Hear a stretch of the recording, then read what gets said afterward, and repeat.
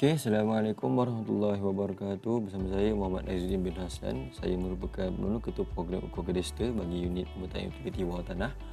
So, pada slide yang terakhir pada hari ini, kita akan membicarakan sedikit tentang pengenalan kepada GPR dan EML. Dan seterusnya, tuan-puan akan dibawa ke video yang seterusnya, iaitu video cara-cara ataupun pengenalan kepada GPR. Okey, pada slide ini kita akan membicarakan sedikit mengenai GPR dan EML. Okay, ground penetrating radar. Radar ataupun secara panjangnya akronim yang dicipta pada tahun 1923 untuk Radio Detection and Ranging. GPR merupakan teknik pengimejan geofizik untuk pemetaan bawah permukaan tanah. Namun hanya dapat mengesan objek tapi tidak tahu apakah ciri-ciri material objek tersebut. Maksudnya GPR ni diciptakan secara khususnya untuk mendapatkan pemetaan ataupun ciri-ciri objek di bawah tanah. Akan tetapi bila kita buat detection pada bawah tanah tu, kita tak tahu pun apakah benda yang ada dalam tanah tu. Ia boleh jadi satu biji sebatang paip, ia boleh jadi satu biji bola, ataupun ia juga boleh jadi satu underground water. Dia boleh jadi macam-macam. Sebab bila kita buat scan guna GPR, dia hanya memantulkan signal kepada receiver tanpa tahu apakah kriteria ataupun ciri-ciri material objek tersebut. So, seterusnya banyak jenama yang mengeluarkan model GPR seperti IDS, MALA, Impulse Radar, DECA dan sebagainya lah. Macam di Easton kita ada 3 unit GPR, 3 unit jenis GPR, di mana kita ada IDS, kita ada MALA dan kita ada satu lagi saya tak ingat. Tapi kita ada 3 jenis lah. So, yang seterusnya, konsep patulan GPR. GPR adalah kaedah yang dikembangkan untuk penyelidikan permukaan bawah permukaan yang cetek dan beresolusi tinggi. GPR menggunakan gelombang elektromagnet berdenyut frekuensi tinggi daripada 25 MHz hingga 2000 MHz untuk memperoleh maklumat permukaan bawah tanah. So, impulse GPR berfungsi dengan menghantar tenaga elektromagnet dalam pulse yang sangat pendek ke dalam tanah. Maksudnya, GPR ni, dia contoh kita tengok belah kiri slide kita ni, ada data display storage, ada digital control unit, ada transmitter antena, ada receiver antena. So, maksudnya kat sini ialah menghantarkan pulse yang sangat pendek ke dalam tanah. Dia akan transmit signal pulse ke dalam tanah. Dia bukannya hantar signal yang panjang. Dia hantar konsep dia sama macam kita punya multi beam ataupun single beam. Dia akan hantar by ping. Ping, ping, ping, ping. Dan apabila ping itu reflect pada objek dan akan reflected balik kepada receiver antena. Dia akan menghasilkan parabola ataupun hyperbola. Dia akan menghasilkan hyperbola seperti yang sebelah kanan slide ni lah. Yang tuan-tuan boleh nampak image produced by a point target. So, atas ni ada 5 point ni, ada 5 kotak di atas ni adalah image yang menggambarkan transmitter dan juga antena, transmitter dan juga receiver, di mana transmitter akan hantarkan signal pulse tadi sedikit demi sedikit dengan jarak yang pendek. Dia akan hantarkan sikit-sikit dan pantulan itu akan diterima semula oleh receiver dan akan menghasilkan hyperbola seperti di kanan slide ni lah. Kemudian isyarat pantulan yang diterima oleh penerima, isyarat pantulan yang diterima oleh penerima setelah memukul objek di tanah adalah proses untuk menghasilkan gambaran hyperbola. Kedalaman diperoleh daripada radar, dikalibrasi dua hala perjalanan antara pemancar dan juga utility, iaitu objek. Maksudnya, kedalaman tu hanya akan diperoleh bila pulse yang dihantarkan oleh transmitter tu diterima semula oleh receiver. Maksudnya, transmitter hantar signal, jejak kena objek, pantul balik. Bila pantul balik tu yang dia akan carry sekali dengan kita punya detail, sama ada detail kedalaman atau detail shape dan sebagainya. Okey, seterusnya adalah depth versus frequency. High frequency for shallow depth study or information. Low frequency penetrate into the ground more. Maksudnya kat sini berdasarkan kepada kita punya jadual. So, kita bagikan kita jadual kepada 3 bahagian, iaitu sensor, frekuensi dengan depth. Dekat sini jadual ni dia justify berapa banyak ataupun berapa tinggi frekuensi itu dia boleh penetrate ke dalam depth bawah tanah lah. So, bagi frekuensi tinggi iaitu lebih daripada 1000 MHz, dia hanya boleh penetrate hingga kurang daripada 0.5. Maksudnya apa-apa utility yang berada di layer above 0.5 meter, so dia akan dapat detect daripada segi image dia, sama ada image pipe ataupun image cable, dia boleh detect. Tapi kalau kita gunakan frekuensi yang rendah, kalau kita, contohlah utility tu pada kedalaman 0.5 dan kita gunakan frekuensi rendah, nanti kita punya radiogram tu dia still akan keluar dia punya hyperbola. Cuma hyperbola tu dia tak sharp, ibaratnya ada berlaku kontras dengan gain kat situ yang menyebabkan image hyperbola tu tidak jelas kelihatan, tapi dia still boleh kelihatan, cuma tak terlampau kelihatan seperti bila kita gunakan frekuensi yang tinggi. So seperti yang selebihnya, frekuensi sederhana tinggi dalam lingkungan 400 hingga 600 MHz, ia boleh penetrate sehingga 0.5 sehingga 1.5 meter ke dalam tanah. Frekuensi sederhana rendah pula 200 hingga 400 MHz, dia boleh penetrate 1.5 hingga 2 meter ke dalam tanah.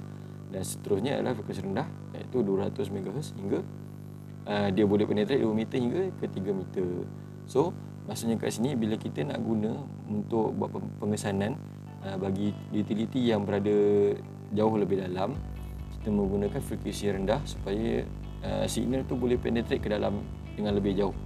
Bila kita guna frekuensi yang tinggi, signal tu ibarat mudah terhalang. Dia hanya akan travel sekejap je, sampai 0.5 meter, kemudian signal tu dah tak boleh penetrate ke dalam lagi.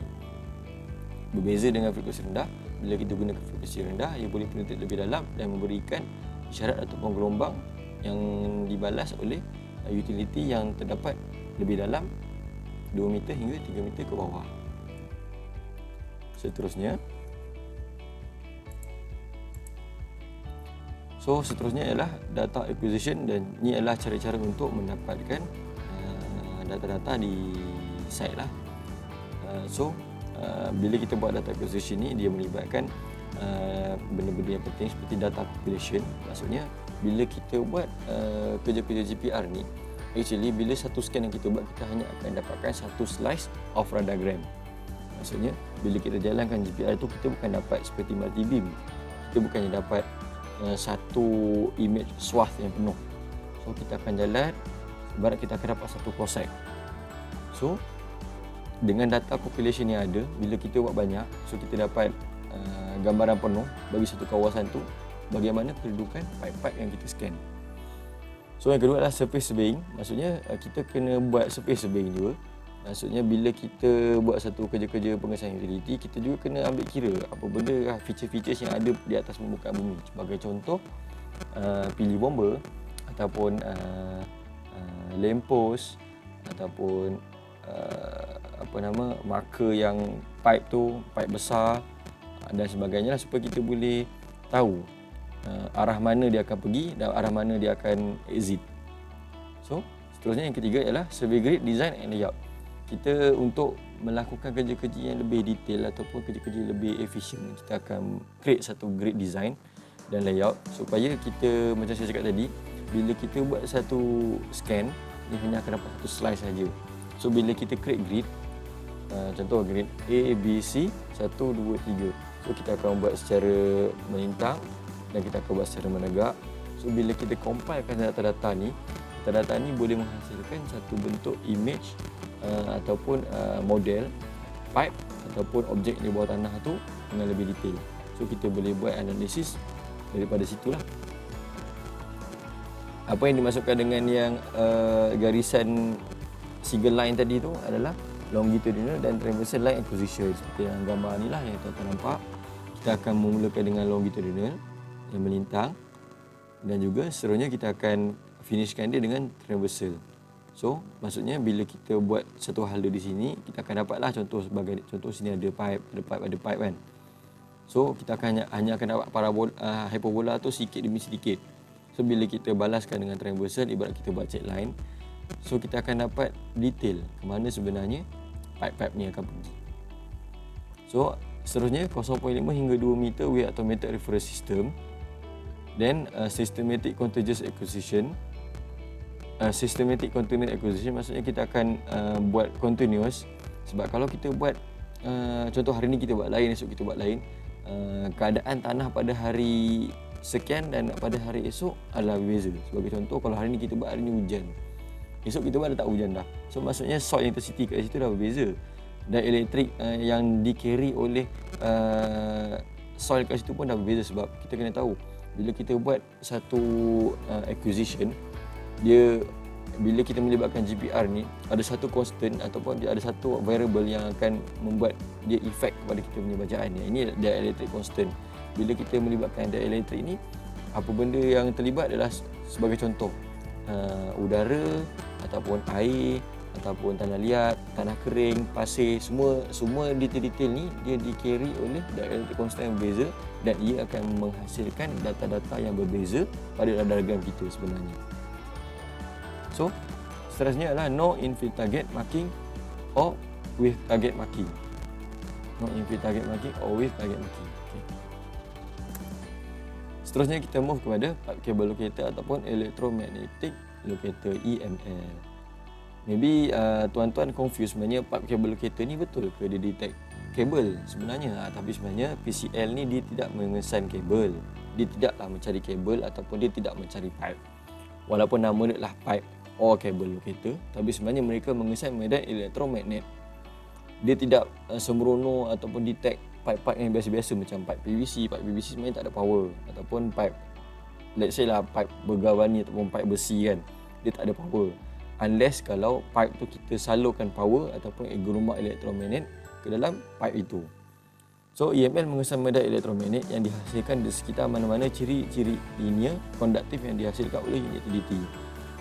Contoh sebagai yang kedua ni pula, macam maybe kita boleh bagi contoh pada wayar power ataupun wayar kabel TV ataupun wayar telefon ataupun maybe wayar lamppost. Wayar lamppost kan dia ada power yang disalurkan, dan so maksudnya dia ada ciri-ciri konduktif yang ada pada pipe ataupun kabel tersebut.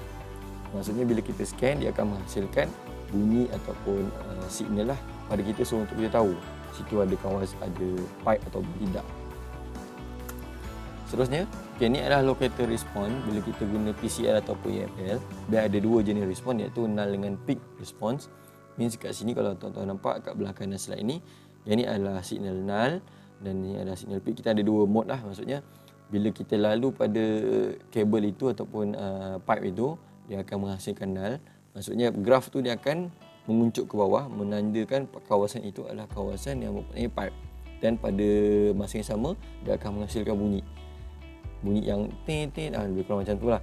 So yang sama juga yang seterusnya, yang ini peak, lebih kurang sama. Bila dia berselari ataupun bertentangan dengan selari dengan pipe tu, exact location pipe tu, dia akan menghasilkan puncak yang paling tinggi, peak yang paling tinggi.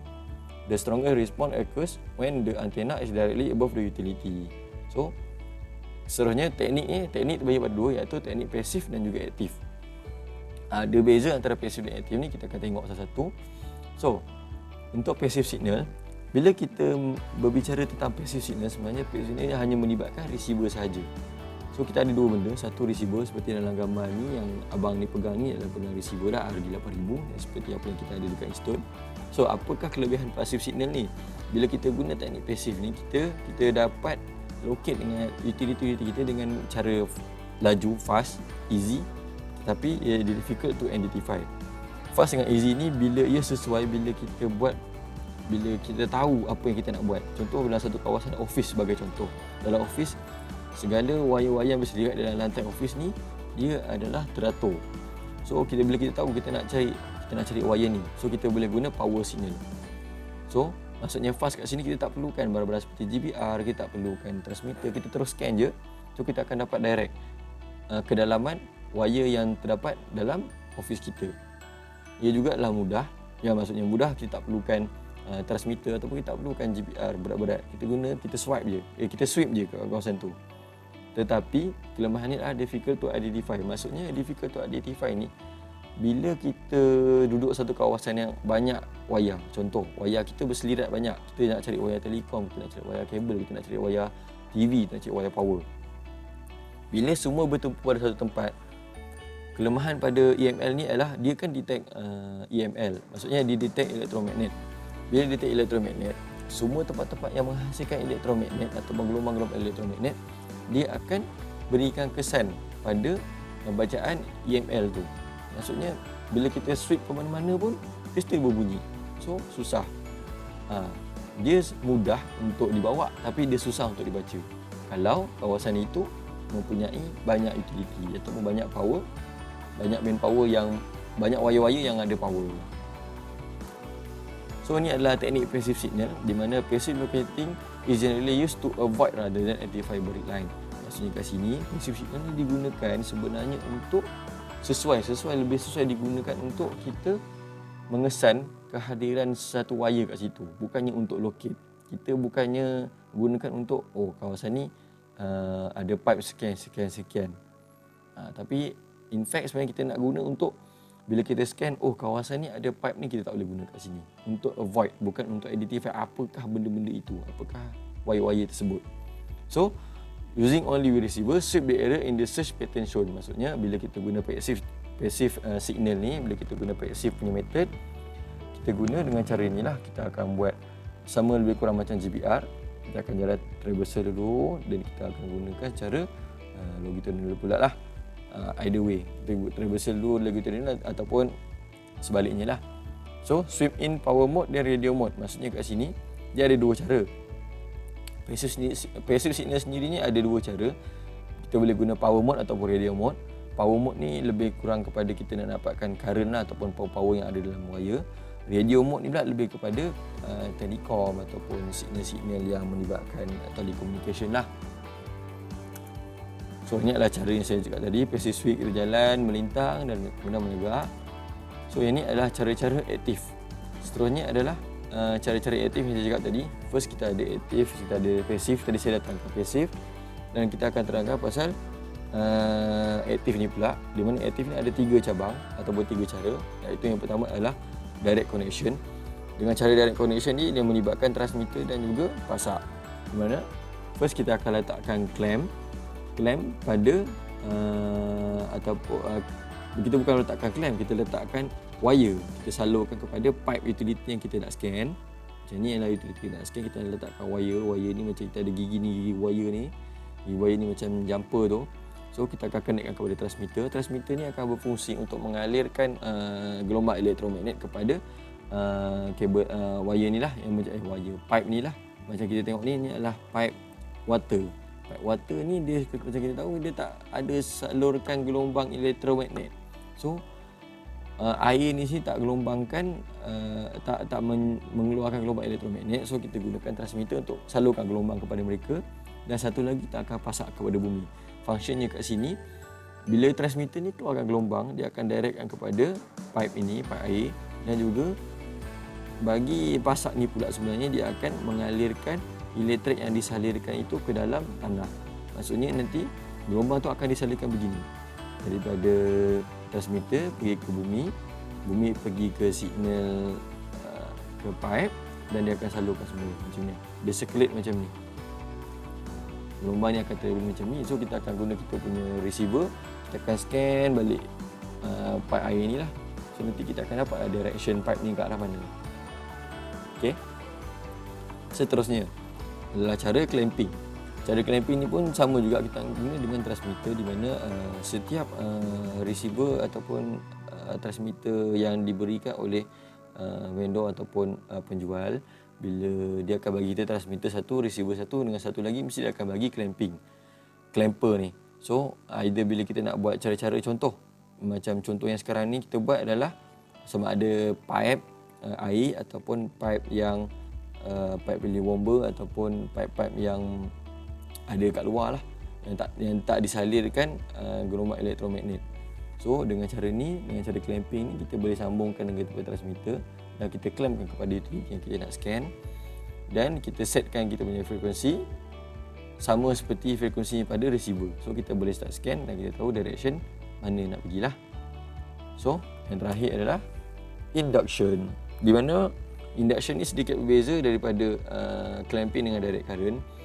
kita in fact kita buat scanning ni, kita still guna transmitter, tapi kita meletakkan transmitter ni directly atas pipe yang kita nak scan. Sebagai contoh, seperti gambar ni lah, tak ada macam dia pilih bomba ni ada wire kan. So dengan teknik induction ni, dia akan letak directly atas kita punya utility. Maksudnya sebelum kita tak letak transmitter ni, kita kena tahu apakah ciri-ciri surface yang ada pada permukaan bumi, betul tak? Maksudnya kita kena cari dulu utility seperti yang tertera ni. Contoh macam pilih bomba ataupun anything yang boleh guide kita ke mana arah yang akan pergi. Apakah possible pipe-pipe ini untuk disambungkan ke mana dan ke mana. So macam seperti dalam gambar ni, dia letak berdekatan dengan pilih bomba lah. So kita expect yang transmitter ni akan mengalirkan gelombang elektromagnet kepada pipe yang ada pada bawah tanah. Sama juga kita akan setkan transmitter ni dengan kita punya desired frekuensi, dan sama juga pada kita punya receiver, kita akan setkan frekuensi yang sama supaya dia boleh detect gelombang yang sama lah. Kalau kita set dekat transmitter ni 33 MHz, kHz, sama juga dekat receiver kita kena buat 33 kHz. Kalau kita buat berbeza, dia takkan dapat detect. Okey. Sampai situ saja slide kita pada kali ini. Amat simple sebab kita nak cerita tentang pengenalan sedikit saja. So selepas ini tuan-tuan akan dibekalkan dengan video-video GPR. So stay tune. So kesimpulannya, pengumpulan dan penyediaan data geospatial pemetaan utility melibatkan pelbagai sumber data dan aktiviti pemetaan. Data geospatial dipadukan dalam pakaran data utility untuk penerbitan data utility. Padu ni adalah satu pakaran data yang dicipta oleh JUPEM. So segala-gala utility mengenai utility akan diberikan oleh stakeholder seperti TNB ataupun mana-mana badan-badan utility yang lain. Dia akan salurkan kepada, dan info-info ni kepada JUPEM lah untuk hasilkan pakaran data utility ini. So data pemetaan utility yang berkualiti dan berketepatan tinggi serta terkini amat diperlukan bagi membolehkan perancangan pembangunan infrastruktur negara dapat dilaksanakan dengan jayanya. Seperti yang tuan-tuan nampak ni, ada satu link YouTube. Kat sini link YouTube ni, tuan-tuan boleh ambil link YouTube ni ataupun type semula pada YouTube masing-masing untuk tengok apakah cara-cara yang orang luar negara buat untuk mengesan utility bawah tanah dengan menggunakan EML RD8000, sama seperti apa yang Instone ada. So tuan-tuan boleh datang, boleh tengok YouTube ni. Okey, sekian tu saja presentation saya untuk slot pengenalan GPR dan EML ni. Tuan-tuan akan dibawa ke slide seterusnya ataupun ke slot yang seterusnya mengenai kepenggunaan atau pengenalan unit GPR oleh saya dan juga Encik Ahmad Khalil. So stay tune. Assalamualaikum warahmatullahi wabarakatuh. Sekian, terima kasih.